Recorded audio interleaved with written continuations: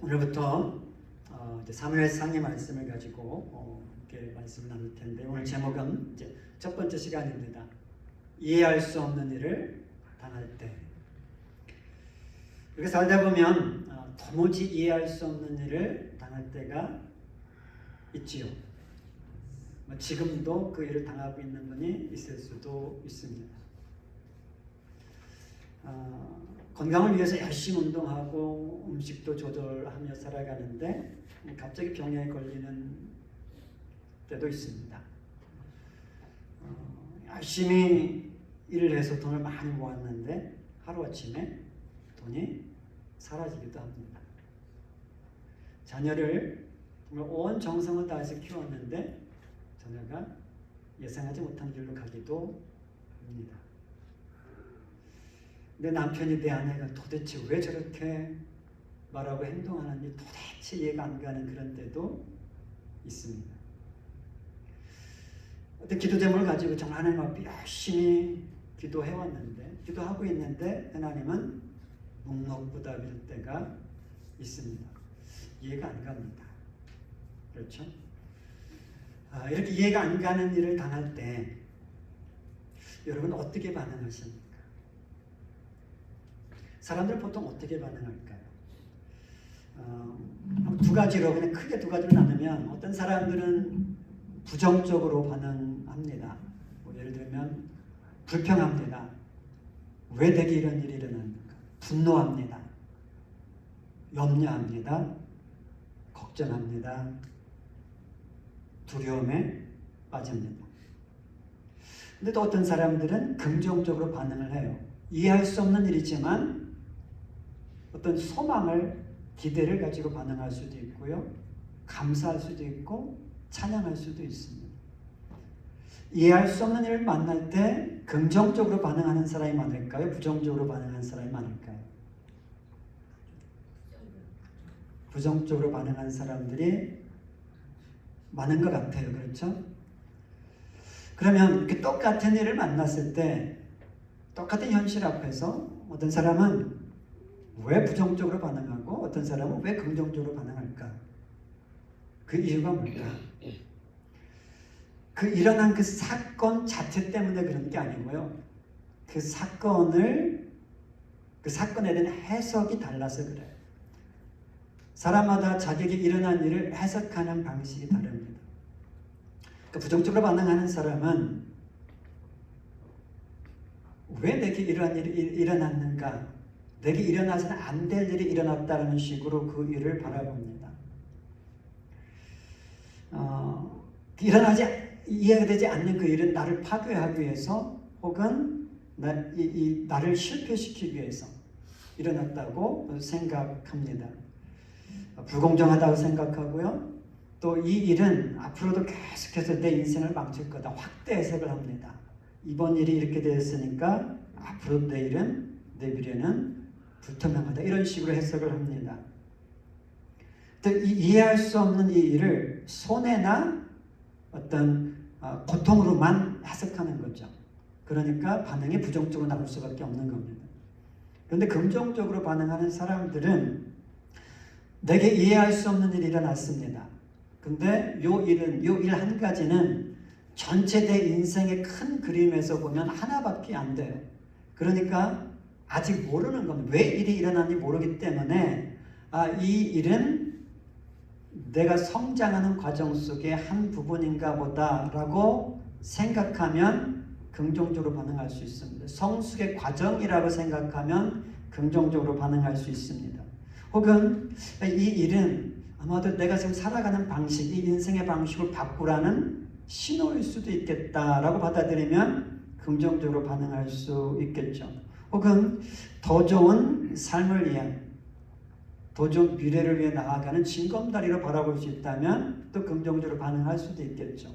혹은 하나님께서 무엇인가 일을 행하고 계신다, 이 일을 준비하고 계신다라고 생각하면, 해석하면 또 긍정적으로 반응할 수도 있겠죠. 그러니까 우리가 어떤 이해할 수 없는 일을 만날 때 이렇게 상이하게 다르게 반응하는 이유는 그 사건 자체가 아니고 그 사건에 대한 내 해석이 부정적이거나 긍정적이기 때문에 이렇게 다르게 반응한다라는 겁니다. 그러면 왜 어떤 사람은 긍정적으로 해석하고 어떤 사람은 부정적으로 해석할까? 그 이유는 이미 우리 내면에 이 부정적인 사고방식 혹은 긍정적인 사고방식이 형성이 되어 있기 때문에 그래요. 그 부정적으로 반응하는 사람들은 이미 내 안에, 우리 안에 부정적인 사고방식이 이미 형성되어 있어서 그런 사람들에게는 어떤 사건을 봐도 부정적인 게 더 크게 보여요. 이미 안에 이 부정적인 사고방식, 이거는 내면의 안경이라고 볼 수 있어요. 그냥 어떤 사건을 만나든지 그걸 통해서 보기 때문에, 부정적인 안경을 끼고 보기 때문에 긍정적인 것이 없어서가 아니고 부정적이 너무 크게 보이니까 부정적으로 반응하기가 쉬운 거예요. 그래서 우리가 이런 말을 하잖아요. 저 사람은 늘 저래. 늘 부정적으로 말해. 늘 걱정해. 늘 염려해. 저 사람은. 그런 얘기를 간혹 하잖아요. 또 어떤 사람은 저 사람은 늘 밝아. 늘 감사해. 늘 긍정적이야.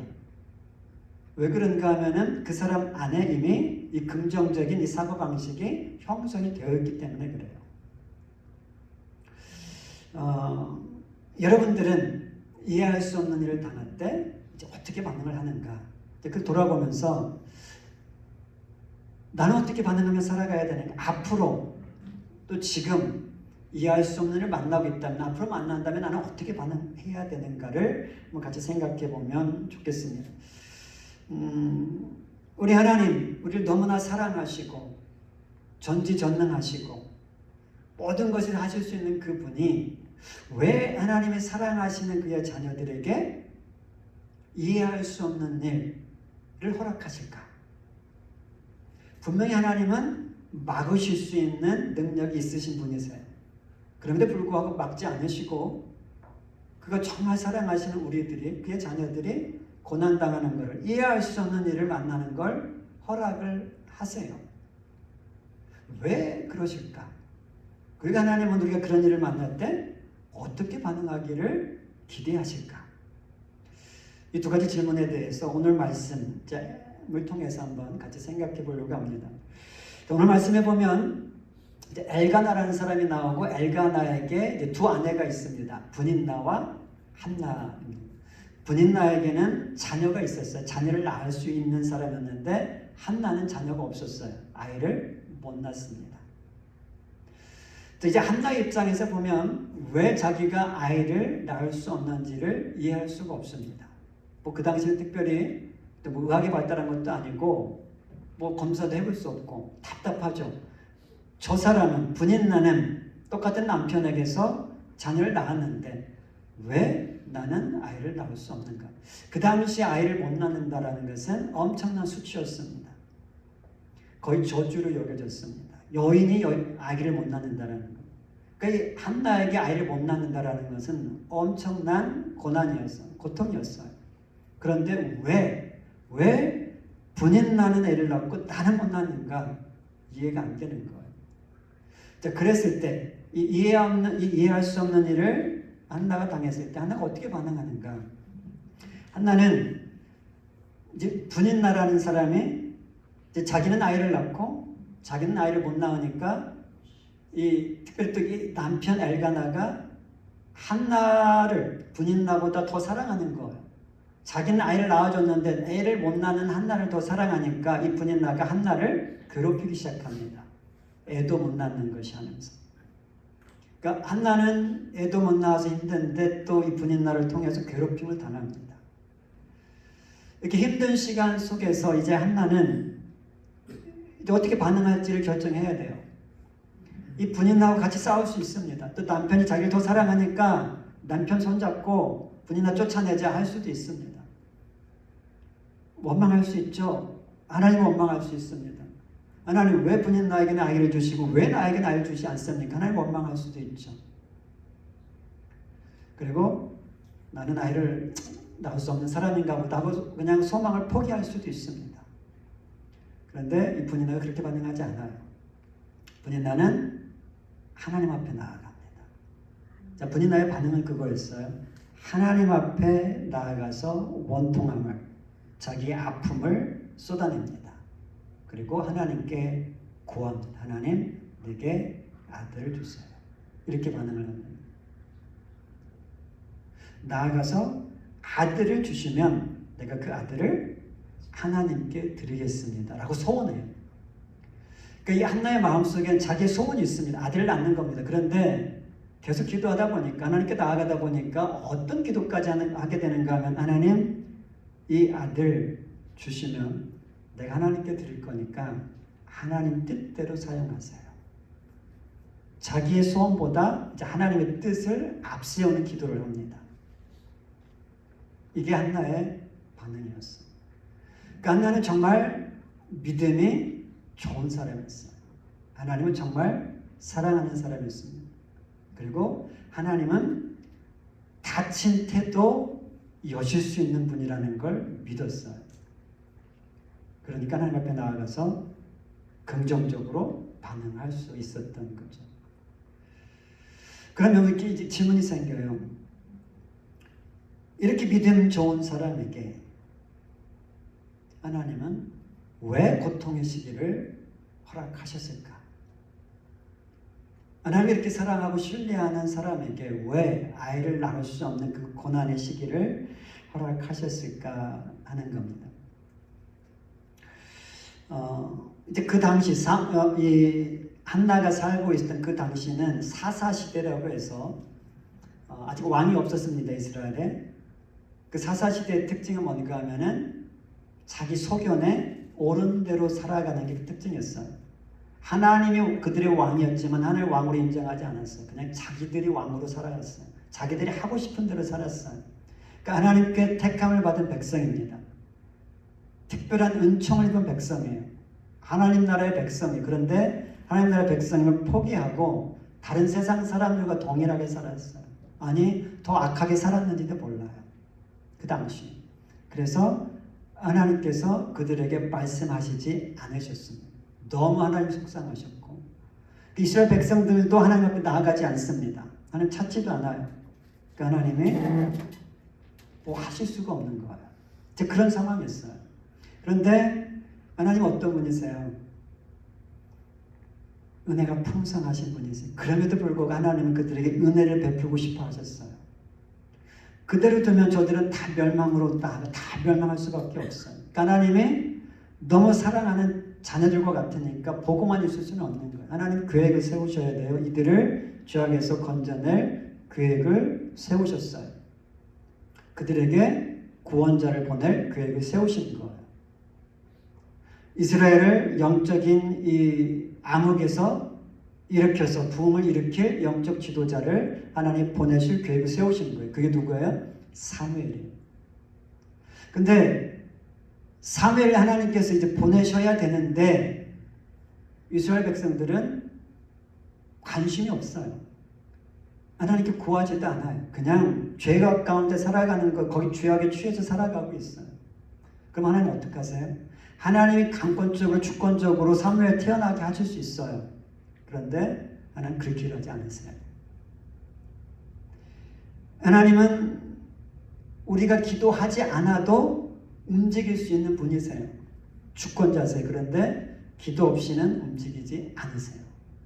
하실 수 없어서가 아니고 하나님은 우리가 기도하지 않으면 하나님도 움직이지 않으세요. 그래서 야고보 사도가 이렇게 얘기했잖아요. 너희가 얻지 못하면 구하지 아니하기 때문에, 기도하지 않아서 그렇다. 왜 내게 필요한 것이 없는 줄 아느냐? 구하지 않아서 그렇다. 구하라는 거죠. 그리고 에레미야 선지자를 통해서는 이렇게 또 말씀하셨죠. 너는 내게 부르짖으라. 내가 내게 응답하겠고 내가 알지 못하는 크고 은밀한 일을 내게 보이리라. 내가 알지 못하는 일이 있느냐? 내게 부르짖으라. 내게 구하라. 그러면 내가 응답하겠고 알려줄 것이다. 이렇게 말씀하시는 거죠. 그러니까 하나님이 자의적으로 하실 수 있지만 그게 하나님 기대하시는 거예요. 인간들에게 나에게 나오라는 거예요. 나와서 구하라는 거예요. 그러면 하나님께서 응답해 주시겠다라는 거예요. 근데 그 당시에 아무도 구하지 않습니다. 죄악 가운데 멸망을 향해 나아가고 있는데 아무도 구원자를 구하지 않고 있어요. 근데 그때 하나님의 눈에 띈 사람이 한나였습니다. 그 죄악 가운데 살아가는 그 무리 가운데 한나는 하나님을 신뢰했고 하나님이 어떤 분이신지를 잊지 않았습니다. 근데 이제 한나를 통해서 한나가 기도하기 전에 그냥 하나가 믿음이 좋으니까 하나님이 그냥 한나에게 사무엘 그냥 주실 수도 있는데 그렇게 하지 않으시고 한나를 하나님께로 초청을 하세요. 기도할 수 있는 자리로 나오게 하세요. 그게 불임이었습니다. 임신하지 못하는 그 시기. 자, 한나가 임신하지 못하는 그 고통의 시기에 하나님 앞에 나아가서 이제 간절히 기도하게 되죠. 하나님 그 기도를 들으시고 이제 사무엘을 보내주시는 겁니다.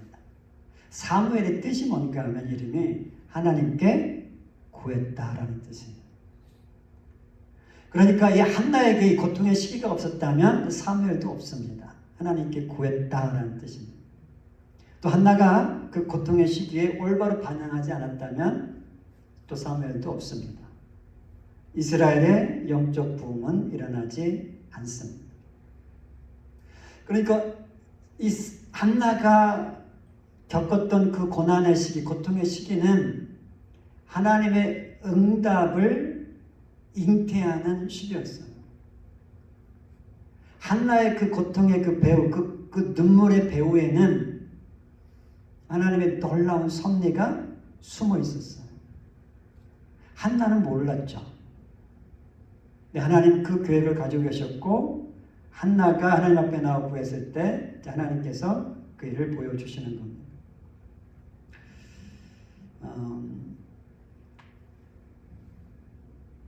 우리가 잘 아는 구약에 보면 욥이라는 사람이 있습니다.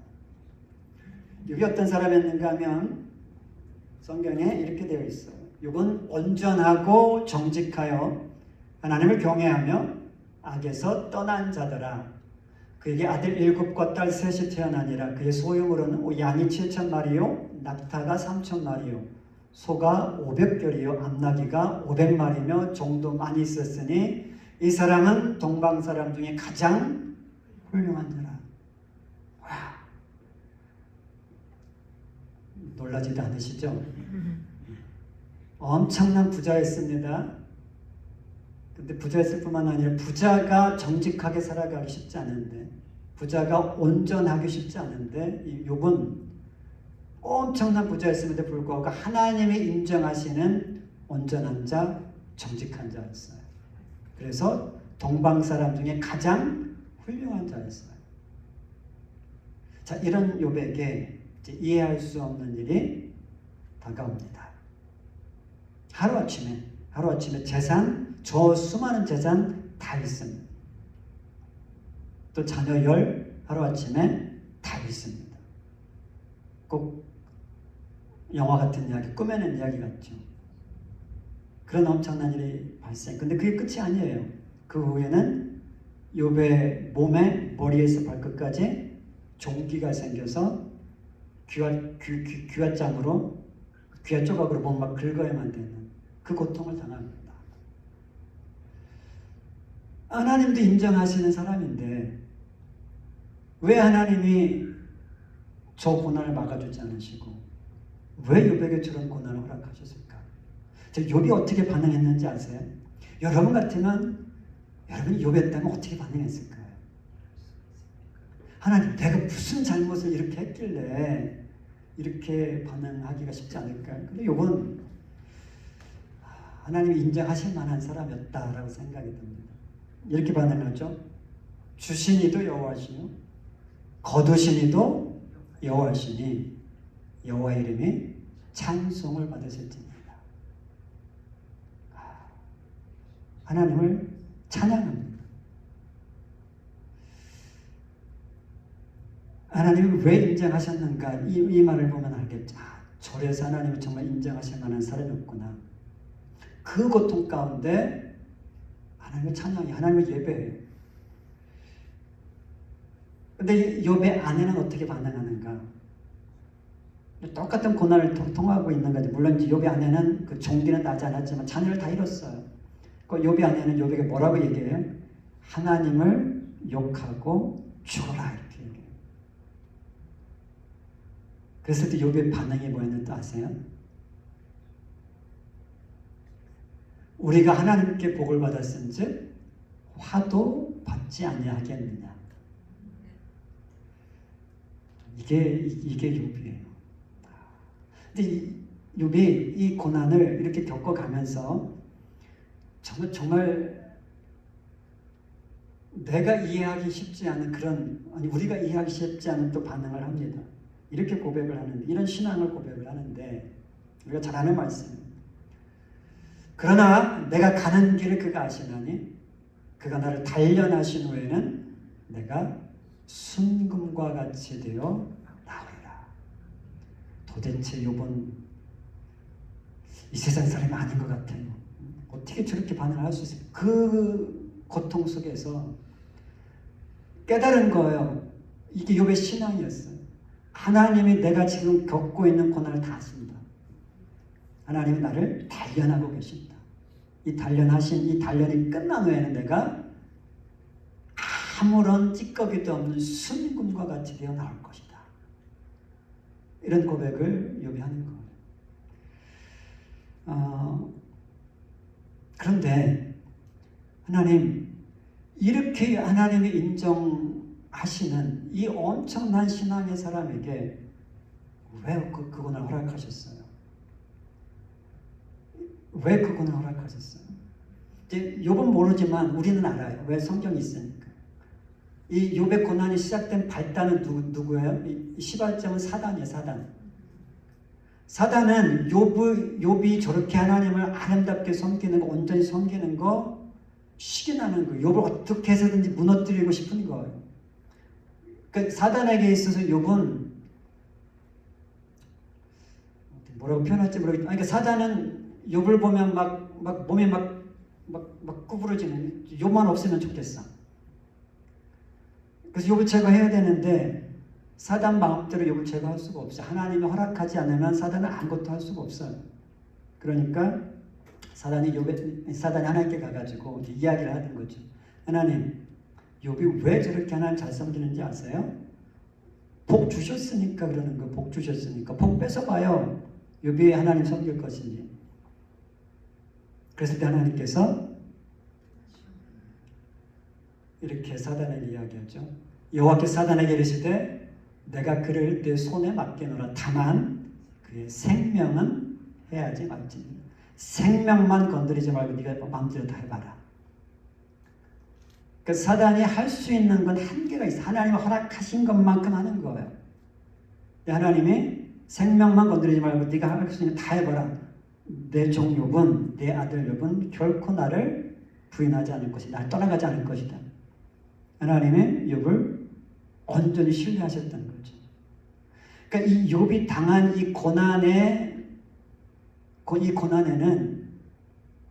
하나님께서 욥을 절대적으로 온전히 신뢰하신다라는 그 엄청난 의미가 담겨 있었다는 거예요. 그러니까 욥이 이 고난을 당한 것은 욥이 악해서, 죄를 많이 져서, 뭔가 하나님의 눈에 벗어나서가 아니고 하나님의 눈에 들어서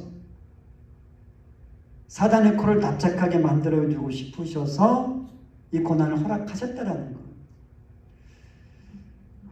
그래도 우리 하나님 조금만 하시지.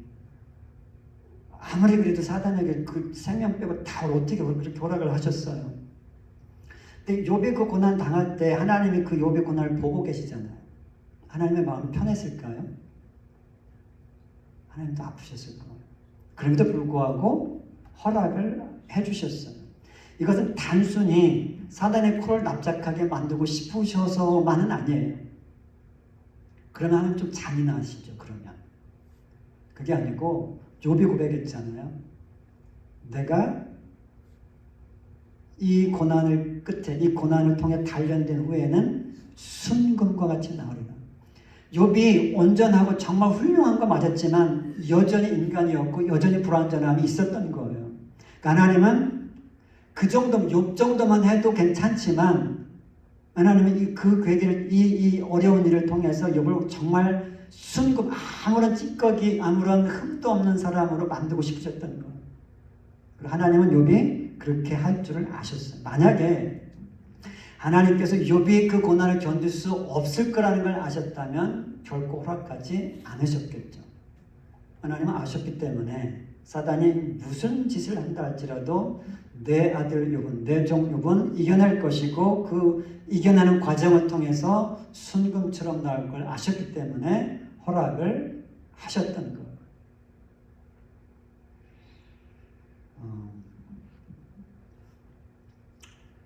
우리가 한나와 욥을 통해 깨달을 수 있는 게 있습니다. 이 두 가지 이야기를 통해서, 이게 실제 이야기예요. 우리가 이해할 수 없는 일을 당할 때 한나와 욥을 보니까 어떤 일이 발생하는가 하면은 우리 내면에 무엇이 있는가가 이게 드러나요. 내 속에 있는 게 드러나요. 한나가 고난을 당하면서 뭐가 드러났습니까? 하나님을 향한 철저한 신뢰, 하나님을 향한 믿음이 드러났어요. 어떤 사람들은 믿음이 아니고 불신, 욥의 아내처럼 뭐 겉으로 볼 때는 하나님을 사랑하는 것 같고 하나님을 믿는 것 같은데 이해할 수 없는 이 고난을 당할 때 믿음이 나오는 게 아니고 하나님을 원망하고 불평하고 불신이 나온 사람들도 있어요. 그러니까 이해할 수 없는 일을 고난을 당할 때는 우리 안에 있는 게 이게 나온다라는 거예요. 한나가 얼마든지 불평할 수 있었지만 불평하지 않았지. 왜? 그 안에 불평이 없었기 때문에 안 나오는 거예요. 불평이 있었다면 불평이 나왔겠죠. 욥도 마찬가지죠. 그 엄청난 정말 이 풀무불 같은 그 고난 속에서 얼마든지 원망할 수 있었고 원망해도 모든 사람들이 이해할 만했죠. 그 정도 되면 원망할 만하지 라고 할 수 있는데도 불구하고 욥의 입에서는 원망이 안 나왔습니다. 원망이 없었어요. 그 안에는. 하나님을 정말 온전 신뢰했기 때문입니다. 그러니까 이 시험을 통해서 이해할 수 없는 일을 통해서 한나가 어떤 사람인지 왜 하나님께서 사무엘을 한나를 통해서 보내주셨는지를 깨닫게 되는 거죠.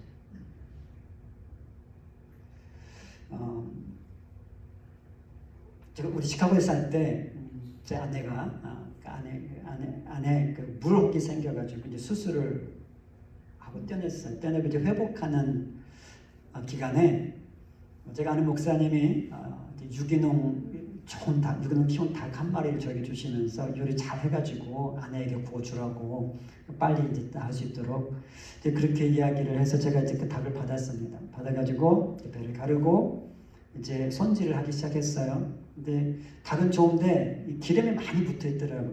그 닭의 기름 노랗잖아요. 살에 붙어 있는 거.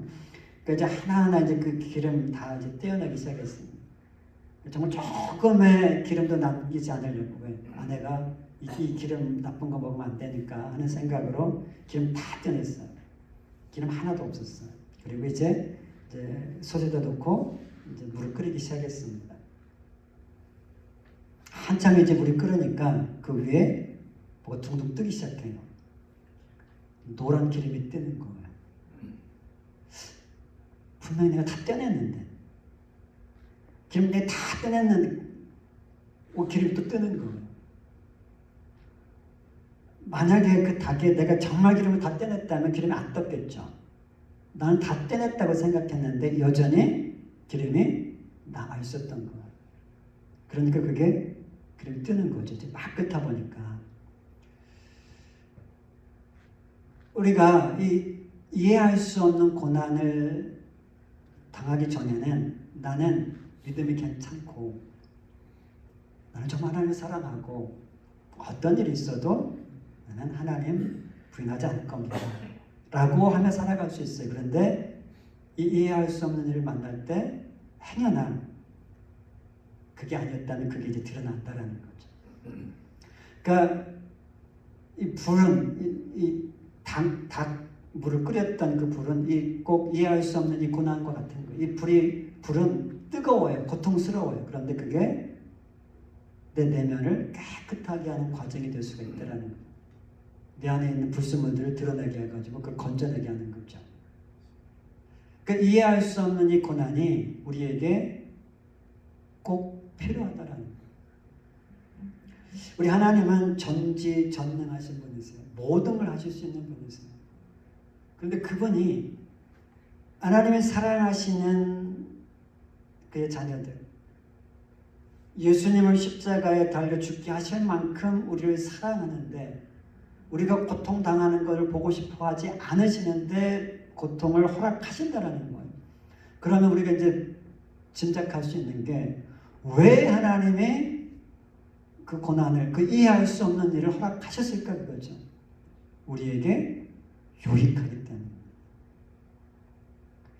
여기서는 아멘이 나오는 게 참 좋습니다. 우리에게 유익하니까 하나님이 허락하시는 거. 하나님이 허락하시지 않으면 안 일어납니다. 근데 하나님이 허락하셨기 때문에 우리에게 일어나는 거예요. 물론 우리가 반복되는 죄 때문에 하나님의 심판 때문에 일어나는 것 있을 수 있어요. 그런 제외하고 정말 우리가 하나님을 사랑하고 하나님 말씀대로 살려고 힘쓰며 나아가는데 살아가는데 우리가 이해할 수 없는 일을 당했다. 하나님이 허락하셨다라는 것이고 왜 허락하셨는가? 내게 유익하기 때문이라는 겁니다. 그러니까 우리가 이해할 수 없는 일을 당할 때 우리가 어떻게 반응해야 되는가? 한나처럼 원망할 수 있고 불평할 수 있지만 그렇게 하는 게 아니고 하나님 앞에 나아가서 원통함, 자기 이 감정을 다 드러내는 거예요. 그런데 거기서 머물지 않고 하나님 내 소원 들어주시되 하나님의 뜻이 먼저입니다. 하나님의 뜻을 이 아픔의 기간, 이 이해할 수 없는 일을 통과하면서 하나님의 뜻이 이루어지게 해주세요. 이렇게 기도하는 게 올바른 반응입니다. 또는 욥과 같이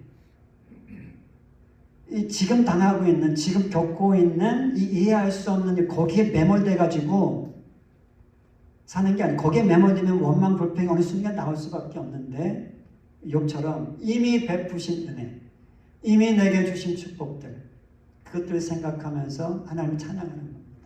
하나님이 주셨으니 하나님이 취하시는 것 괜찮습니다. 왜? 또 하나님이 또 주실 수 있는 분이니까.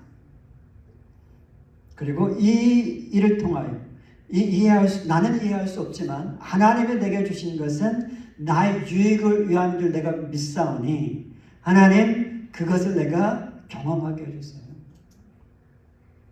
행여나 내가 잘못 반응해서 하나님이 의도하셨던 걸 놓치지 않게 해주세요. 그러니까 어떤 사람들은 고난을 당하면 고난에 제대로 반응하지 못해서 고난을 고난으로 그냥 끝내는 사람들이 있습니다. 억울한 거예요. 믿지 않는 자들에게는 해당되지 않는 말씀이지만 우리 믿는 자들에게는 우리가 힘든 일을 당했어요. 어려운 일을 당했어요. 그런데 제대로 반응하지 못하면 하나님이 그 고난을 통해서 주시고자 하시는 우리의 유익, 이걸 우리가 받지 못하고 그냥 고난으로 끝난다라는 거예요. 고난이 끝났는데 유익이 하나도 없어. 우리 믿는 자들에게 이게 억울한 거예요. 고난을 당했으면 그걸 통해서 하나님이 주시고자 하시는 우리가 다 받아야 돼요.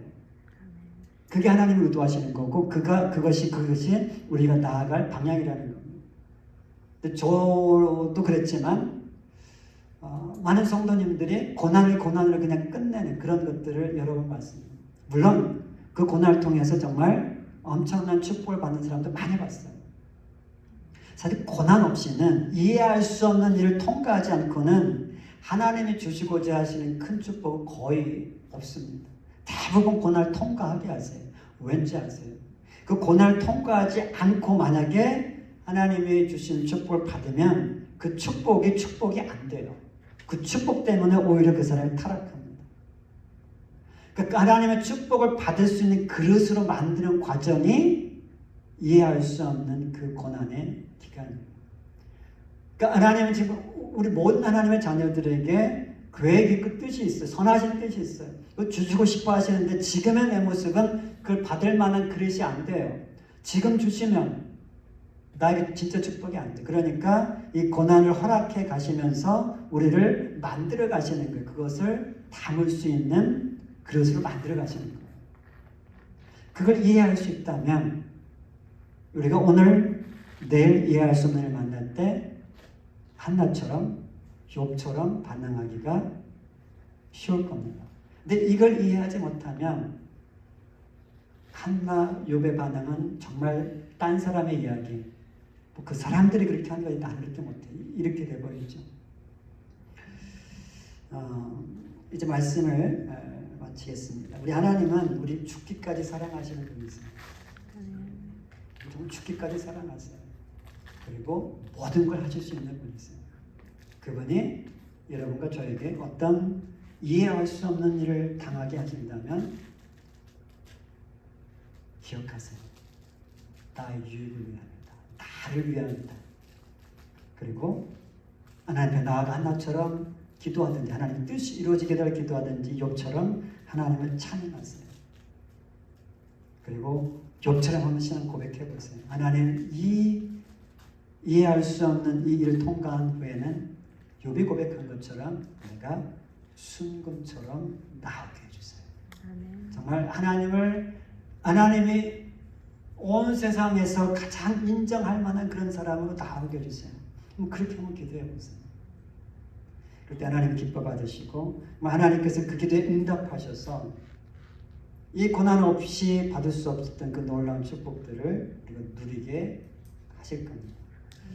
근데 이게 오늘 이 말씀을 듣고 그렇구나. 이제 이해할 수 없는 일을 당하면 내가 이렇게 반응해야 되겠구나. 이제 알았으니 왜 그 일을 하나님 허락하셨는지도 알았고 내가 어떻게 반응해야 되는지도 알았어요.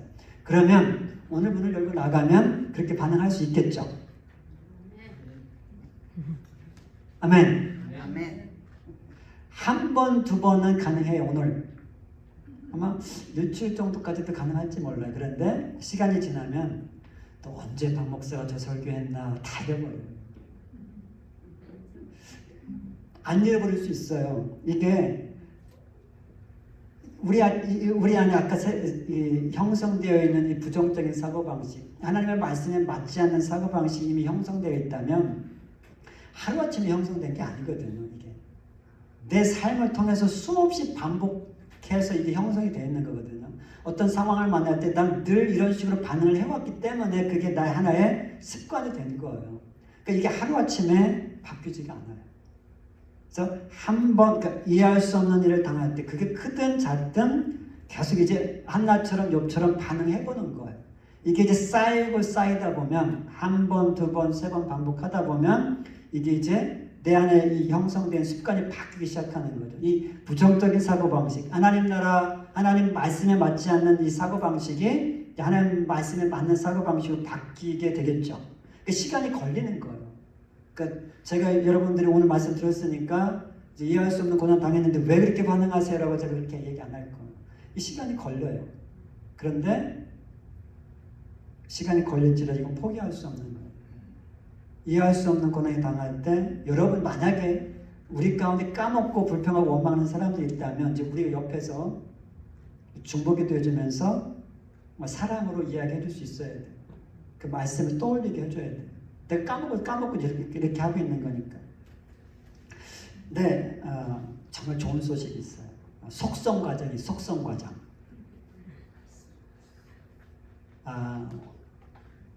올 말만 돼도 여러분들이 어떤 일을 만나도 올바로 반응할 수 있는 그 속성 과정이 있습니다. 그게 뭐죠? 말씀 묵상입니다. 로마서 8장 28절 말씀 혹시 기억나세요? 한번 같이 해볼까요? 하나님을 사랑하는 자 곧 그 뜻대로 부르심을 입은 자들에게는 모든 것이 합력하여 선을 이루느니라. 자, 이 말씀, 하나님을 사랑하는 자, 우리가 하나님을 사랑하는 자예요. 하나님의 뜻대로 부르심을 입은 자, 우리가 하나님의 뜻대로 부르심을 받은 자들이 우리들에게는 모든 것이 합력해서 선을 이룬다. 이게 여러분들이 지금 이 말씀을 암송도 하고 알고 있지만 아직 이것이 여러분의 이 사고방식에 그 마음판에 새겨져 있지 않으면 아직 이 말씀대로 반응하는 것이 자연스럽지 않을 거예요. 그런데 이게 정말 마음판에 딱 새겨져 있다면, 머리에서 가슴으로 내려와 있다면 무슨 일을 만나도 이 말씀을 통해서 바라볼 수 있기 때문에 반응이 달라지죠. 내가 하나님 사랑하는데 이 일이 일어났어. 그러면 하나님이 이 일을 통해서 어떤 선을 이루실 거라는 거예요. 지금 당장은 힘들어요. 지금 당장은 뜨거워요. 그런데 이 일을 통해서 행하실 하나님의 선이 기대가 되니까 하나님께 감사도 할 수 있는 것이고, 지금 이 일 때문에는 하나님을 찬양할 수 없지만 하나님 이미 내게 베푸신 일들을 기억하면서 하나님을 찬양할 수도 있는 거예요. 로마서 8장 28절 말씀을 그러니까 할 수 있는 만큼 계속 입에 달고 살아보세요. 그래서 그것이 정말 자연스럽게 무슨 일을 만나도 이 말씀이 먼저 툭 튀어나와서 이 말씀이 내 내면에 안경이 되도록, 그러니까 무슨 일을 만나든지 누구를 만나든지 로마서 8장 28절 말씀을 안경처럼 쓰고 있어서 그렇게 보이는 거예요. 어떤 나를 힘들게 하는 사람을 봐도 하나님이 저 사람을 통해서 무슨 선을 이루실 것인가, 이게 바로 생각이 되니까 그 사람하고 싸울 필요가 없는 거죠. 그 사람을 원망할 필요가 없는 거예요. 왜? 하나님은 이 일을 통해서 내게 허락하신 거잖아요. 나를 사랑하시는 하나님이 나를 힘들게 하는 사람을 내 옆에 두셨잖아요. 이유가 있다라는 거예요. 나를 위해서, 나의 유익을 위해서. 그게 무슨 유익을 위함일까 정확히 모르지만 우리가 아는 것 한 가지는 분명히 하나님이 이 힘든 사람을 통해서 무슨 선한 일을 하나님께서 이루실 거라는 거예요. 그러니까 이 믿음이 생기게 되면 한나처럼, 욥처럼 올바로 반응함으로 이 한나의 고통은 단순히 그 한나의 문제만이 아니었어요. 한나의 그 문제 때문에 한 나라를 구원할 그 영적 지도자가 탄생하게 되는 거였어요. 우리가 당하는 고난이, 우리가 당하는 이해할 수 없는 일이 단순히 나의 유익에서 멈추지 않을 수 있어요. 내가 지금 겪고 있는 어려운 일이 내가 잘 통과하면 나는 물론이고 내 가정이, 내 교회가, 심지어 내 나라가 유익을 얻을 수도 있다라는 거예요. 나 한 사람 때문에 내 나라가 유익을 얻을 수도 있다. 내가 올바로 반응할 때, 한나가 올바로 반응했을 때 위대한 이스라엘을 건져낸 영적 지도자가 탄생한 것처럼 내가 하나님이 주시는 이해할 수 없는 일을 올바로 반응했을 때 무슨 일을 하실 줄은 몰라요. 그런데 하나님은 분명히 선을 이루실 거예요. 그 일은 우리가 상상할 수 없는 큰 것일 수도 있어요. 아닐 수도 있지만 가장 적게는 나의 유익을 위함이고, 나아가서는 내 가정의 유익, 내 교회의 유익, 내 나라 유익까지도 갈 수 있다는 거예요. 이걸 생각하는데, 이걸 정말 믿는다면 원망, 불평, 분노, 두려움 이렇게 반응하지 않겠죠.